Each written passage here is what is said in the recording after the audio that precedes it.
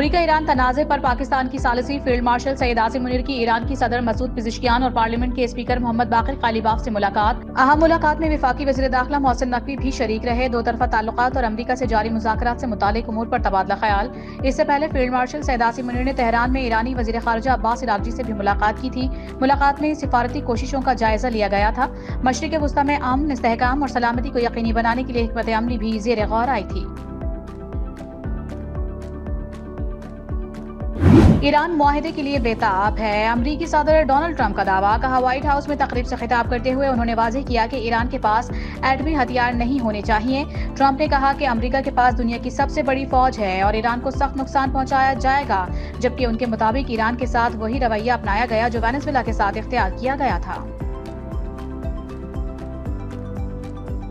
Iran अमरीका मुज़ाकरात में बाज़ उमूर पर पेशरफ़्त, ताहम हतमी मुआहिदा ताहाल न हो सका। ईरानी वज़ीर ख़ारिजा अब्बास इराक़ची के मुताबिक तमाम मुतनाज़े मामलात के हल तक कोई मुआहिदा मुमकिन नहीं होगा। अहम निकात पर बातचीत जारी है। ईरानी वज़ीर ख़ारिजा और अक़वाम मुत्तहिदा के सेक्रेटरी जनरल के दरमियान टेलीफोनिक राबता हुआ, जिसमें ख़ित्ते की सूरत हाल, पाकिस्तान की सालिसी में जारी सिफारती कोशिशों और ईरान अमरीका मुज़ाकराती पेशरफ़्त पर तबादला ख्याल किया गया।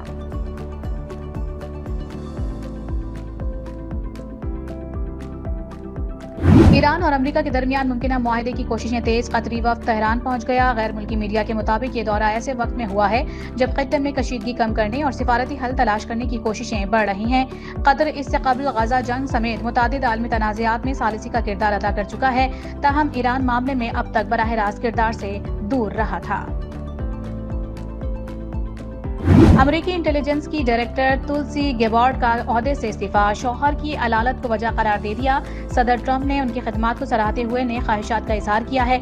दूसरी जानिब गैर मुल्की मीडिया ने व्हाइट हाउस ज़राए के हवाले से दावा किया है कि तुलसी गेबार्ड ने जाती वजूहात की बजाय दबाव के बाइस ओहदा छोड़ा है।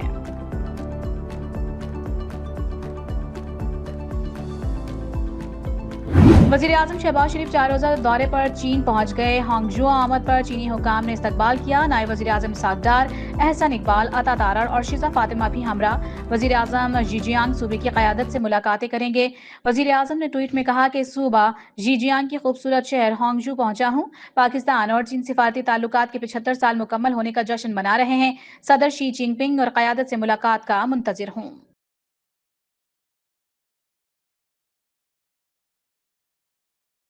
पाकिस्तान और बरतानिया के दरमियान ताल्लुकात में मजीद इस्तेहकाम, माशी और स्ट्रेटेजिक ताउन के नए दौर का आगाज। वज़ीर आज़म शहबाज शरीफ और बरतानवी मुशीर जोनाथन पाउल की मुलाकात में सिक्योरिटी, तिजारत, सरमायाकारी और तरक्याती ताउन के शोबों में इश्तराक बढ़ाने पर इत्तेफाक किया गया।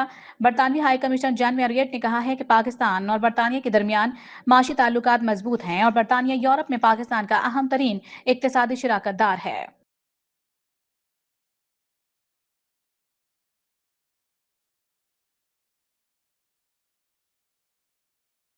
बहुत सारे लोग जो थे वो भूख हड़ताल पे थे, जिसमें मैं भी शामिल था, और हमने भूख हड़ताल जारी रखी अपनी जब तक कि हम टर्किश एयरलाइन के अंदर नहीं बैठे।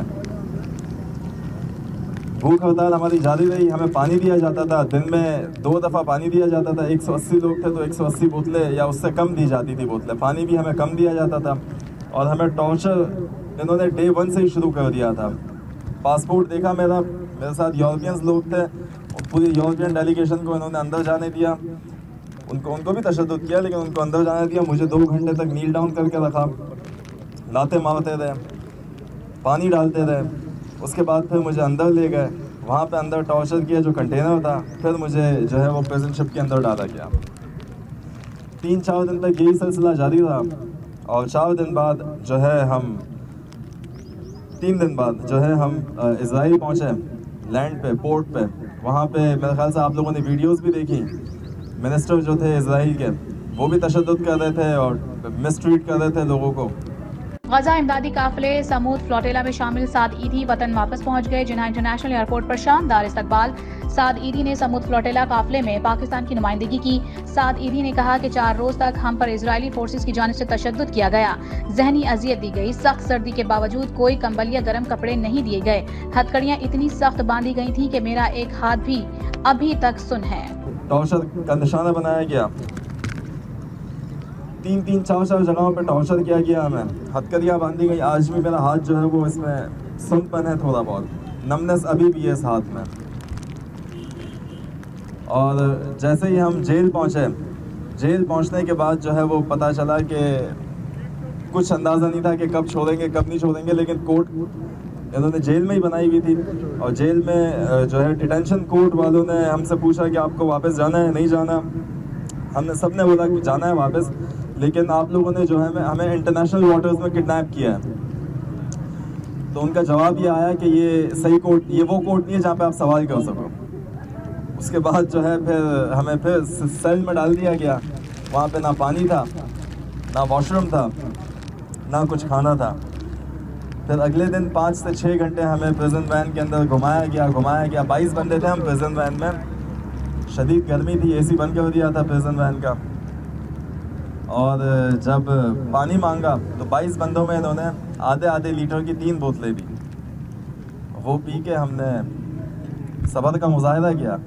हैदराबाद में खवातीन के लिए मुफ्त पिंक स्कूटी स्कीम की तकरीब। शर्जील इनाम मेमन का कहना है कि खवातीन को मुफ्त स्कूटीज के साथ तरबियत और ड्राइविंग लाइसेंस भी दिए जा रहे हैं। कहा किसी भी सियासी जमात से ताल्लुक रखने वाली खवातीन स्कीम पे दरखास्त दे सकती हैं। स्कूटी देने का मकसद वोट लेना नहीं। शर्जील मेमन ने कहा कि पाकिस्तान वाहिद मुल्क है जहाँ खवातीन को मुफ्त स्कूटीज फराहम की जा रही हैं। वजीर सेहत मुस्तफा कमाल का दौरा Geneva. Chairman polio oversight board doctor Chris Ellis से मुलाकात। पाकिस्तान में पोलियो के खात्मे और शोबा सेहत में ताउन पर तफसीली तबादला ख्याल किया गया। क्रिस एलिस ने पाकिस्तान के लिए वजीर सेहत की क़यादत में मरबूत हिकमत अमली को सराहा। गेट्स फाउंडेशन की जानिब से वैक्सीन की दस्तियाबी और पोलियो के खात्मे के लिए ताउन जारी रखने के आज़म का इजहार किया गया। पन्नू में दहशतगर्दों के मज़मूम अज़ाइम नाकाम। थाना मेरियान की हदूद में खुफिया तला पर कामयाब ऑपरेशन। शदीद फायरिंग के तबादले में 8 दहशतगर्द हलाक और 1 जख्मी। कार्रवाई के दौरान देसी साख्ता बम भी बरामद। पुलिस और CTD की मुश्तरका टीमों ने हिस्सा लिया। कराची में शदीद गर्मी, पानी का बहरान संगीन सूरत हाल इख्तियार कर गया। कराची के 70% इलाके पानी से महरूम। मुख्तलिफ इलाकों में कई दिन से सप्लाई बंद है। पानी की किल्लत का फायदा उठाकर टैंकर माफिया ने निर्खों में 200% तक इजाफा कर दिया। सरकारी हाइड्रेंट्स की आमदन में भी गैर मामूली इजाफा हो गया। तर्जुमान वाटर कॉर्पोरेशन ने दावा किया है कि शहर में पानी की फराहमी मामूल के मुताबिक जारी है। कराची में बस की टक्कर से मोटरसाइकिल सवार 12 साल बच्चा जान बहक। हादसा डिफेंस मोड़ा खान सिग्नल के करीब पेश आया। पुलिस के मुताबिक यू टर्न के दौरान रक्शे और मोटरसाइकिल में टक्कर हुई, जिसके बाद मोटरसाइकिल सवार बच्चा गिर गया और पीछे से आने वाली बस ने उसे कुचल दिया। पुलिस ने बस ड्राइवर को गिरफ्तार कर लिया। ट्रंप इंतजामिया का अमरीकी इमिग्रेशन निज़ाम में सख्ती का फैसला। ग्रीन कार्ड के हुसूल का अमल मजीद मुश्किल बना दिया गया। नए कवायद के तहत अमरीका में आरजी वीजे पर मौजूद अफराद को अब ग्रीन कार्ड के लिए मुल्क के अंदर से दरखास्त देने की इजाजत नहीं होगी और उन्हें अपने वतन वापस जाकर अमरीकी सिफारत खाने या कौंसिल खाने के जरिए अप्लाई करना होगा। अमरीकी सिटीजनशिप एंड इमिग्रेशन सर्विसेज के मुताबिक ये पॉलिसी सिर्फ महदूद और गैर मामूली हालात में इस्तिस्ना फराहम करेगी। ईद उल अज़हा के करीब मवेशी मंडियों में जानवरों की कीमतों में होशरुबा इजाफा। व्यापारियों कहते हैं कि पेट्रोलियम मसनूआत की कीमतें और ट्रांसपोर्ट किरायों में इजाफे के बायस चारा और दाना महंगा हुआ। शहरियों ने कीमतों को कुव्वत खरीद से बाहर करार दे दिया। मंडियों में खरीदो फरोख्त तेज हो गई। ईद कुर्बा पर सफाई के सख्त इंतजाम। आलाइश नालों, गली मोहल्लों और खुले प्लॉट्स में फेंकने पर 50,000 रुपए जुर्माना आयद होगा। कमिश्नर लाहौर मरियम खान ने कहा है कि शहर भर में निगरानी सेफ सिटी कैमरों और ड्रोन्स के जरिए की जाएगी, जबकि खिलाफ वर्जी पर सख्त कार्रवाई होगी। ईद सफाई मुहिम के दौरान 23 लाख प्लास्टिक बैग्स तकसीम किए जा रहे हैं और 25,000 से ज्यादा वर्कर्स, जबकि डिवीजन भर में 37,000 एहलकार सफाई ऑपरेशन में हिस्सा लेंगे। और बांग्लादेश में अमरीकी सदर से मुशाबिहत रखने वाली भैंस ईद कुर्बान से काबिल तवज्जो का मरकज बन गई। निराली रंगत और मुनफरिद हेयर स्टाइल के बायस जानवर को आलमी मीडिया में भी कवरेज मिलने लगी। व्यापारी के मुताबिक सबसे पहले इसके भाई ने भैंस को साबिक अमरीकी सदर डोनाल्ड ट्रंप कहकर पुकारा, जिसके बाद ये नाम आम हो गया और अब ये जानवर मकामी और आलमी सतह पर दिलचस्पी का बायस बन गया है।